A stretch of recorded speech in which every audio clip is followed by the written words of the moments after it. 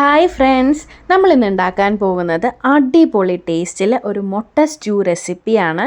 അപ്പോൾ മുട്ടയൊക്കെ കിട്ടുമ്പോൾ നിങ്ങൾ ഇങ്ങനെ ഒന്ന് ട്രൈ ചെയ്ത് നോക്കണം കേട്ടോ.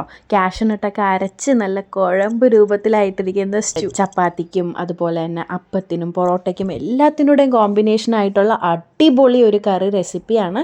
എല്ലാവരും മസ്റ്റായിട്ട് ട്രൈ ചെയ്യണം. ട്രൈ ചെയ്തിട്ട് നിങ്ങളുടെ ഫീഡ്ബാക്ക് അറിയിക്കണം കേട്ടോ. അതിലേക്കായി കുക്കർ എടുത്തിട്ടുണ്ട്. അപ്പൊ ഈ കുക്കറിലേക്ക് നമ്മൾ കുറച്ച് വെജിറ്റബിൾസ് ഇവിടെ കട്ട് ചെയ്തെടുത്തിട്ടുണ്ട് കേട്ടോ. ആദ്യമായിട്ട് പൊട്ടറ്റോ, ഉരുളക്കിഴങ്ങാണ്. ഞാനിവിടെ ചെറിയ 2 ഉരുളക്കിഴങ്ങാണ് എടുത്തിട്ടുള്ളത്. അപ്പൊ അത് കുക്കറിലോട്ട് ഇട്ട് കൊടുക്കാം. അതിനുശേഷം സവോളയാണ്. സവോള ഒരു മീഡിയം വലിപ്പത്തിലുള്ള ഒരു സവോളയാണ് എടുത്തിട്ടുള്ളത്. സവോള ഇട്ട് കൊടുത്തു. കൂടെ തന്നെ ഒരു 3 പച്ചമുളക്. നമ്മൾ ഇതില് ഒരു പൊടികളോ ഒന്നും തന്നെ ആഡ് ചെയ്യുന്നില്ല, മുളക് പൊടി ഒന്നും ആഡ് ചെയ്യുന്നില്ല. അതിന്റെ പേരിലാണ് 3 പച്ചമുളക് എടുത്തിട്ടുള്ളത്.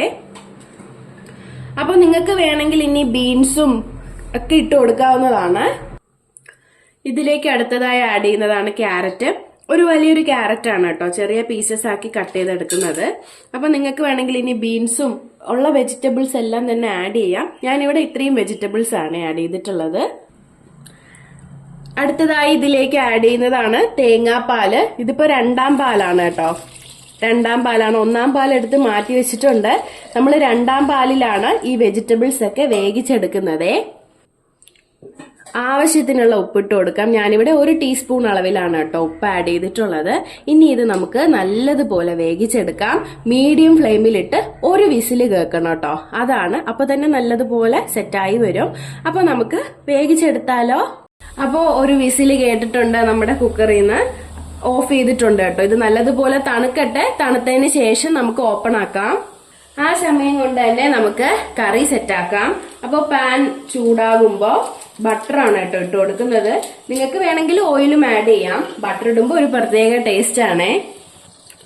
ബട്ടറൊക്കെ ഒന്ന് മെൽറ്റായി തുടങ്ങുമ്പോ പെരിഞ്ജീരകം, ഈ ഒരു അളവിൽ പെരിഞ്ജീരകം ആഡ് ചെയ്യുന്നുണ്ട്. ഒരു 1/2 ടീസ്പൂൺ അളവിലാണ് പെരിഞ്ജീരകം ആഡ് ചെയ്തിട്ടുള്ളത്. കൂടെ തന്നെ ഒരു 2 പട്ട,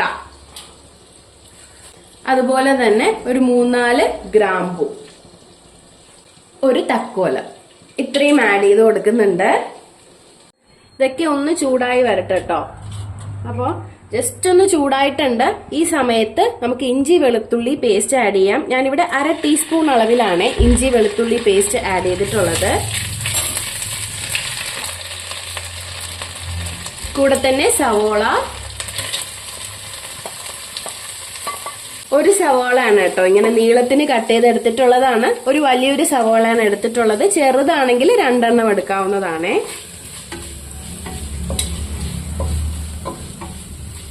ഈ സമയം കൊണ്ട് തന്നെ ഞാൻ മുട്ട ഒന്ന് പുഴുങ്ങാനായിട്ട് വെച്ചിട്ടുണ്ട്. ഞാൻ 4 മുട്ടയാണ് എടുത്തിട്ടുള്ളത്. അപ്പൊ നിങ്ങൾക്ക് എത്രയാണോ മുട്ട വേണ്ടുന്നത് അതൊന്ന് പുഴുങ്ങാനായിട്ട് വെക്കണേ. അപ്പൊ ഇത് നല്ലതുപോലെ വഴറ്റിയെടുക്കാം. പെട്ടെന്ന് വഴണ്ടു വരുന്നതിലേക്കായിട്ട് നമുക്ക് ഉപ്പ് ആഡ് ചെയ്യാം. 1/2 ടീസ്പൂൺ അളവിൽ ഉപ്പ് ആഡ് ചെയ്ത് കൊടുത്തിട്ടുണ്ടേ. നല്ലതുപോലെ വഴറ്റിയെടുക്കാം. ഇതിലേക്ക് ഒരു 3 പച്ചമുളക് ഇങ്ങനെ നീളത്തിന് കീറിയതാണ്, അതും കൂടെ ആഡ് ചെയ്ത് കൊടുത്തിട്ടുണ്ടേ. അപ്പൊ നമ്മൾ ഇതില് വേറെ സ്പൈസസ് ഒന്നും തന്നെ ആഡ് ചെയ്യുന്നില്ല. പച്ചമുളകിന്റെ എരിവാണ് കേട്ടോ ഉള്ളത്.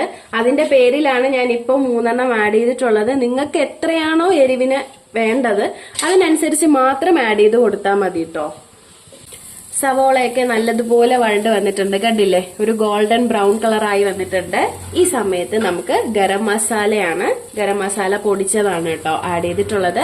1/2 ടീസ്പൂൺ അളവിലാണ് ആഡ് ചെയ്തത്. ഗരം മസാലയും കൂടെ ചേർത്തിട്ട് നമുക്ക് നല്ലതുപോലെ ഒന്നും കൂടെ മിക്സ് ചെയ്ത് കൊടുക്കാം.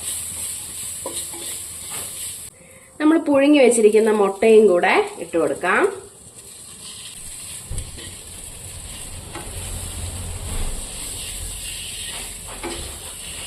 ഈ സമയത്ത് കുരുമുളക് പൊടി ആഡ് ചെയ്ത് കൊടുക്കാം. ഞാനിവിടെ പച്ചമുളക് 6 എണ്ണം, മൊത്തത്തിൽ 6 എണ്ണം ഇട്ടിട്ടുണ്ട്. അതിന്റെ പേരിലാണ് കുരുമുളക് പൊടി ഇടാത്തത് കേട്ടോ.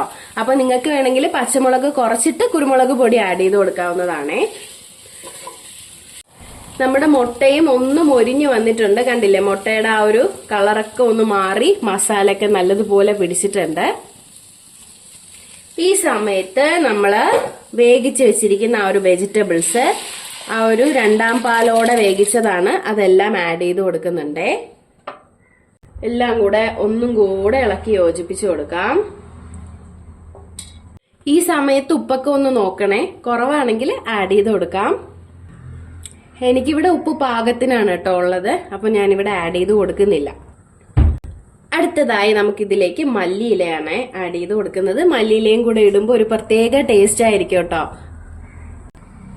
ഇനി ഇത് തിളച്ച് നല്ലതുപോലെ ഒന്ന് കുറുകി വരട്ടെ കേട്ടോ, അതുവരെ വെയിറ്റ് ചെയ്യാം. അതിനുശേഷമാണ് നമ്മൾ ഒന്നാം പാൽ ആഡ് ചെയ്യുന്നത്. ഒന്നാം പാൽ ഇട്ട് കഴിഞ്ഞാൽ അധികം തിളപ്പിക്കാൻ പാടില്ല. ഓക്കെ, അതുകൊണ്ട് ഇപ്പോൾ ജസ്റ്റ് നല്ലതുപോലെ ഒന്ന് കുറുകി വരട്ടെ. നിങ്ങൾക്ക് എത്രയാണോ ഗ്രേവി വേണ്ടുന്നത് അതിനനുസരിച്ച് ഇതൊന്ന് കുറുകി എടുക്കാം കേട്ടോ. അടുത്തതായി നമുക്കിതിലേക്ക് ഈ ഒരു പേസ്റ്റ് ആഡ് ചെയ്യാം. ഇത് കാഷ്യൂനട്ടും കുറച്ച് തേങ്ങയും കൂടെ ഒന്ന് അരച്ചെടുത്തിട്ടുള്ള പേസ്റ്റ് ആണ്. ഒരു 10 കാഷ്യൂനട്ട് എടുത്തിട്ടുണ്ട്, അതുപോലെ തന്നെ വളരെ കുറച്ച് തേങ്ങയും ഒന്ന് മിക്സിയിൽ കുറച്ച് വെള്ളവും കൂടെ ചേർത്ത് പേസ്റ്റ് ആക്കിയിട്ടുള്ളതാണ്. അതും കൂടെ ആഡ് ചെയ്യാം. ഇപ്പോൾ ഇത് ആഡ് ചെയ്യുമ്പോൾ നമ്മുടെ കറിക്ക് കുറച്ച് തിക്ക് ആവും കേട്ടോ. കുറച്ചൊന്ന് കുറുകി വരാനായിട്ടും നല്ല ടേസ്റ്റും ആവാനായിട്ട് ഹെൽപ്പ് ചെയ്യുവേ. അതും കൂടെ ചേർത്ത് നന്നായിട്ടൊന്ന് മിക്സ് ചെയ്ത് യോജിപ്പിക്കാം. ഇതിനി നല്ലതുപോലെ തിളച്ച് വരട്ടെ. അതിനുശേഷം നമുക്ക് ഒന്നാം പാലും കൂടെ ആഡ് ചെയ്ത് കൊടുക്കാം കേട്ടോ. നല്ലതുപോലെ കുറുകി സെറ്റായി വന്നിട്ടുണ്ട്. ഇനി നമുക്ക് ഏറ്റവും അവസാനമായിട്ട് ഒന്നാം പാല് ആഡ് ചെയ്ത് കൊടുക്കാം. ഒന്നാം പാൽ ആഡ് ചെയ്തിട്ട് ഒത്തിരി അങ്ങ് തിളപ്പിക്കാനൊന്നും പാടില്ല കേട്ടോ. ജസ്റ്റ് ഒന്ന് ചൂടായി വരുമ്പോൾ തന്നെ നമുക്ക് ഫ്ലെയിം ഓഫ് ചെയ്ത് കൊടുക്കാവേ. അങ്ങനെ നമ്മുടെ മുട്ട സ്റ്റൂ ഇവിടെ റെഡി ആയിരിക്കുകയാണ്. എല്ലാവർക്കും ഇഷ്ടപ്പെടും, ഉറപ്പായിട്ടും ട്രൈ ചെയ്യണം കേട്ടോ.